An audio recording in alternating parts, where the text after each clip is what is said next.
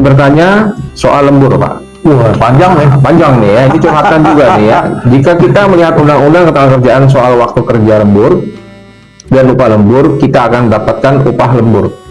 Iya, iya itu dia jawab sendiri. Jika waktu dan jam kerja melebihi waktu kerja normal, yaitu 40 jam dalam seminggu, ya dia menjelaskan ini. Ya. Saya bekerja di salah satu BUMN. Wow, ini keren nih. BUMN ya. Wakanda, masih Wakanda ini. Ini Wakanda ya. Saya ulangin lagi. Saya bekerja di salah satu BUMN.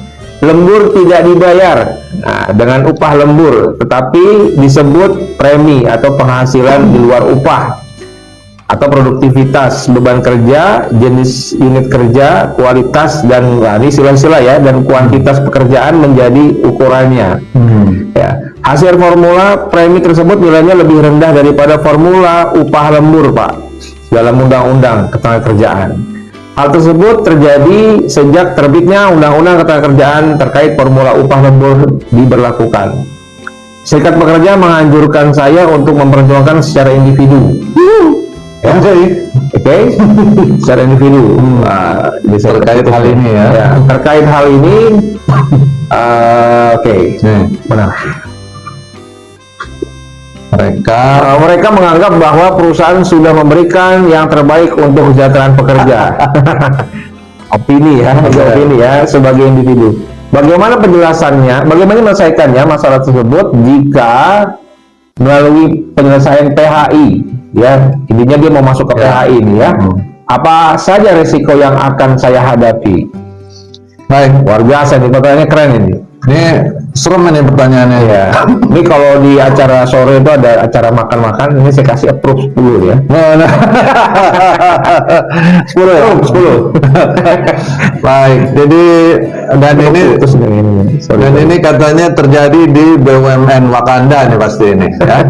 Kalau Indonesia nggak mungkin terjadi. Indonesia hebat lah. Pasti ini Wakanda ya.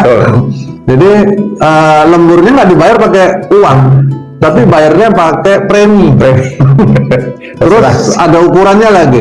Dia baru dibayar premi itu kalau ada formula yang menghitung produktivitas, beban kerja, unit kerja, kualitas, kuantitas pekerjaan. Menarik nih, Pak.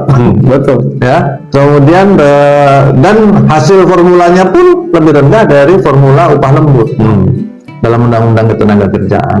Ya. Nah, sebelum masuk ke masalah tuntutannya, saya ingin berkomentar mengenai pola perhitungan seperti ini. Ya. Jadi di dalam undang-undang atau dalam hukum ketenagakerjaan kita, ya, kalau lembur itu tidak diubah ya, Bapak Ibu, oleh UUCK baik 1.0 atau 2.0. Ya, lembur tetap seperti aturan yang lama. Yang jam pertama berapa, jam kedua berapa, adalah ya, yang kemudian ada yang lembur hari libur, ya, lembur hari libur mingguan, nah itu lembur hari besar dan sebagainya. Lembur di hari kerja normal, nah itu beda-beda, ya. Tetapi parameternya di sana, di dalam ketentuan hukum di Indonesia adalah tidak menyentuh sama sekali mengenai hasil kerja, mengenai kualitas, mengenai produktivitas, mengenai beban kerja, unit kerja, nggak dihitung sama sekali. Ya, itu tidak menjadi formula perhitungan upah lembur. Ya, sehingga merubah format atau formula upah lembur menjadi memperhitungkan hal-hal lainnya, apalagi nilainya menjadi lebih rendah dari ketentuan undang-undang, adalah sebuah pelanggaran. Itu pertama. Ya. Terus ada yang nanya, Dan ini bukan lembur. Jadi kamu nggak bisa bilang ini pelanggaran. Ini adalah premi. Ini premi, contohnya gitu. Premi ini bukan lembur. Jadi kita boleh dong kalau premi bikin aturan sendiri. Benar, bagus, boleh. Kalau premi atau selain lembur saya bikin hitungan lain, boleh dong, nggak dilarang. Nggak dilarang. Nah kalau gitu saya balik bertanya. Nah itu yang nanya, si penanya ini, dia kerja melebihi waktu kerja normal 40 jam seminggu, lebih dari 40 jam seminggu, dibayar lembur nggak? Kita nggak usah ngomong premi sekarang. Ya, Kita ngomong lemburnya, dibayar apa enggak lemburnya? betul. Nah, baru jadi pertanyaan. Nggak bayar lemburnya itu pelanggaran juga loh, jangan salah. Ya. Apalagi ditipu-tipu dengan istilah premi. Ya. Nah, ini sudah jelas menurut saya, jelas dan tegas, terang benderang, wah istilahnya serem nih kan, adalah sebuah pelanggaran. Nyata-nyata. Nyata-nyata, ini sebuah pelanggaran. Ya, menarik kalau nanti ada yang bilang bahwa ini bukan pelanggaran. Saya pengen belajar sama yang bilang ini bukan pelanggaran. Itu yang pertama. Yang kedua, saya sangat prihatin. Mudah-mudahan ada teman-teman di sini yang hadir baik di Zoom, di live-nya YouTube atau di live-nya TikTok atau di Facebook dari serikat pekerja. Ya. Ya, ini kok bisa ada serikat pekerja menganjurkan si karyawan untuk berjuang individu? Lalu niat apa enggak bikin serikat pekerja? Gitu. Serikat pekerja kok jadi menganjurkan kamu jalan aja sendiri. Udah gitu ada statement keduanya, perusahaan itu sudah ngasih yang terbaik loh buat kamu. Serikat kerjanya itu seperti konsultan jadi. Nah, ini serikat pekerja apa konsultan? Ya, wah mengerikan nih kalau di sebuah BUMN Wakanda ini masih punya serikat pekerja seperti ini. Laporkan sama BUMN Indonesia deh. Ya, siapa tahu Menteri BUMN di Indonesia bisa membantu menyelesaikan masalah di BUMN Wakanda ini. Ya, itu. Jadi sampaikan ke mereka. Dan kalau teman-teman karyawan itu mendengarkan ini, kemudian serikat pekerja mendengarkan ini, maka saya dalam konteks ini langsung menyarankan pada teman-teman anggota serikat pekerja itu keluar semua aja dari serikat pekerja. Keluar aja, ya. Hak Anda untuk berada di dalam serikat pekerja dan untuk tidak berada di serikat pekerja dilindungi penuh oleh undang-undang. Dapat jaminan pendampingan hukum. Iya, keluar aja dari serikat pekerja. Bikin serikat pekerja sendiri. Ngapain mesti bayar-bayar iuran, bayar COS, bayar premi kepada serikat pekerja, tapi kok disuruh perjuangkan individu? Iya. Ya, kemudian jelas ini adalah sebuah pelanggaran, kok dibilang bahwa ini adalah yang terbaik untuk kesejahteraan pekerja. Aduh, ini kalau bukan acara emosi ini Pak. Seru ya. Jadi ini yang perlu kita soroti bersama Bapak Ibu. Ini menunjukkan masih bobroknya kondisi praktek di lapangan di BUMN Wakanda ini. Termasuklah serikat pekerja Wakanda ini. Jadi luar biasa ya Om Deddy. Jadi produk hukum yang dihasilkan oleh undang-undang yang dihasilkan oleh negara ya. Dan pada konteks ini negara Wakanda ini lembaga negaranya sendiri, bukan lembaga, perusahaan negaranya sendiri justru yang paling utama melanggar undang-undang. Gimana kita bisa berharap industri swasta atau perusahaan swasta di bawahnya itu bisa taat? Mengerikan ini. Wakanda ini luar biasa nih Wakanda. Di beberapa waktu yang lalu kan kita juga pernah bahas ini kondisi di salah satu BUMN Wakanda yang mengklaim bahwa karyawan PKWT dan yang kerja waktu tertentu itu bukan karyawan katanya. Betul. Nah, ini juga pernah kita bahas, dan itu kan aneh sekali gitu. Betul. Katanya bukan karyawan. Iya. Menarik ini gitu ya. Jadi itu ya komentar saya. Kemudian berikutnya bagaimana menyelesaikan masalah tersebut? Baik, Bapak Ibu penanya, apabila Bapak Ibu ingin bangkit berjuang untuk kasus seperti ini, maka saran saya kalau serikatnya tidak bisa diandalkan, pertama keluarga dari serikat, ya. Kemudian ajak teman-teman yang lain untuk secara kolektif bergabung. Kemudian kalau nggak bentuk serikat, tunjuk kuasa untuk menyelesaikan kasus ini. Ya. Bapak Ibu boleh kok datang ke kuasa di luar. Ya. Apakah mau menunjuk kuasa, memberikan kuasa kepada LBH, atau kepada advokat, atau kepada serikat pekerja lain, serikat pekerja yang tidak ada di dalam perusahaan itu, boleh, tidak dilarang. Ya.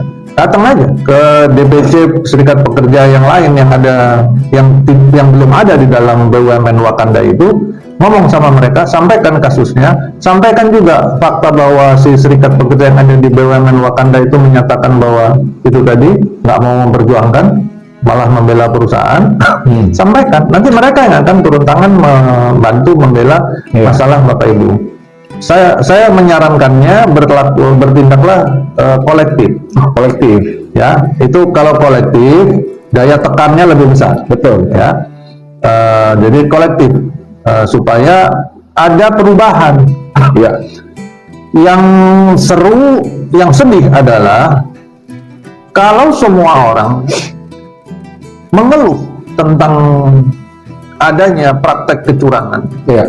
Semua orang mengeluh, bersedih, membicarakan tentang masalah kecurangan, kezaliman seperti ini. Tetapi tidak ada satu orang pun yang berani berdiri memperjuangkan haknya, memberi contoh. Maka ini yang membuat kita menjadi semakin hancur. Betul. Nggak pernah akan ada perbaikan. Ya, nggak pernah akan ada perbaikan. Jadi memang harus ada yang berani berdiri untuk memberi contoh. Ya, Indonesia ini merdeka karena dulu pejuang-pejuangnya berani berdiri ya. Ya, dan mereka mati. Itu adalah resiko perjuangan. Itu pertama. Tetapi jangan salah. Mereka mati kan kelihatan ya. Nilai mereka dalam sudut pandang agama, pahalanya seberapa besar ya. Mereka tetap hidup. Jadi itu Bapak Ibu ya. Jadi harus ada yang kasih contoh ya. Kemudian kalau melalui penyelesaian perselisihan hubungan industrial, resiko apa yang akan saya hadapi? Nih, resikonya kita harus tahu nih. Pertama, sangat besar kemungkinan kita tidak akan diperpanjang kontraknya ya, kalau masih kontrak. Kemudian kalau kita sudah permanen, mungkin kita akan di PHK. Kalau nggak bisa di PHK, mungkin kita akan dimutasi lah, didemosi lah, dicari-cari kesalahannya lah, ya kan? Atau nggak dikasih kerjaan lah, betul. Dinonjobkan lah, apa istilahnya ya? Kemudian apa bangku panjangkan lah, kan begitu tuh ya. Biasanya kan begitu tuh kalau di BUMN Wakanda ya. BUMN Indonesia kan nggak ada kayak gitu ya Pak Abi. Wah hebat, hebat BUMN Indonesia, hebat, baik-baik saja, baik-baik saja. Jadi resiko itu harus dihadapi ya. Kita harus tahu resikonya sehingga kita harus mempersiapkan diri dulu ya. Nah baru setelah itu kita berdiri menuntut. Seingat saya di yang bulan lalu kita sempat membahas juga tentang, Pak, kalau saya nuntutnya setelah saya pensiun atau setelah saya resign atau setelah saya PHK atau saya keluar dari perusahaan dapat kerja lain baru saya nuntut perusahaan lama, boleh nggak Pak? Boleh ya. Bagi Bapak Ibu yang masih agak takut-takut, udah tunggu aja dulu ya. Tapi menunggunya itu jangan diam. Menunggunya itu kumpulkan alat buktinya ya. Nih, saya ajarin sekalian ya. Ajarin disebut provokator. Jadi kumpulin alat buktinya ya. Dokumen-dokumen yang berhubungan dengan masalah lembur tadi, pernyataan serikat tadi yang bilang bahwa perusahaan sudah bagus, bahwa silahkan berjuang sendiri. Kumpulkan tuh semua dokumen-dokumen ya. Terus lemburnya berapa kali disuruh terus sampai nanti kita pensiun atau di PHK atau kita pindah ke tempat kerja lain, itu kita keluar. Nah itu semua dokumen baru diangkat ya. Dan hal kedua yang penting kalau kita mau menuntut perusahaan setelah kita keluar dari perusahaan itu adalah pada titik kita keluar dari perusahaan apapun alasannya, jangan pernah tanda tangan dokumen apapun dulu. Tanda tangan perjanjian bersama, tanda tangan dokumen apa, serah terima apa, dokumen apa dan sebagainya, jangan tanda tangan apa-apa ya, karena kalau kita sempat tanda tangan nanti ada upaya pemutarbalikan fakta, dipelintar-pelintir sana sini sehingga dianggap tanda tangan kita itu adalah menyetujui penyelesaian baik-baik ya, sehingga tuntutan kita akan menjadi batal semua ya. Jadi begitu triknya ya. Begitu kurang lebih Bapak Ibu, saya sangat prihatin dengan kondisi seperti ini ya. Dan sedihnya isu-isu mendasar seperti ini justru disebutkan dengan jelas terjadi di BUMN Wakanda. Ya tadi ya, mudah-mudahan ada yang bisa menyampaikan informasi ini kepada Pak Menteri BUMN Indonesia ya, supaya bisa bantu BUMN Wakanda ya, supaya lebih bagus ya. Demikian Pak Abi. Baik.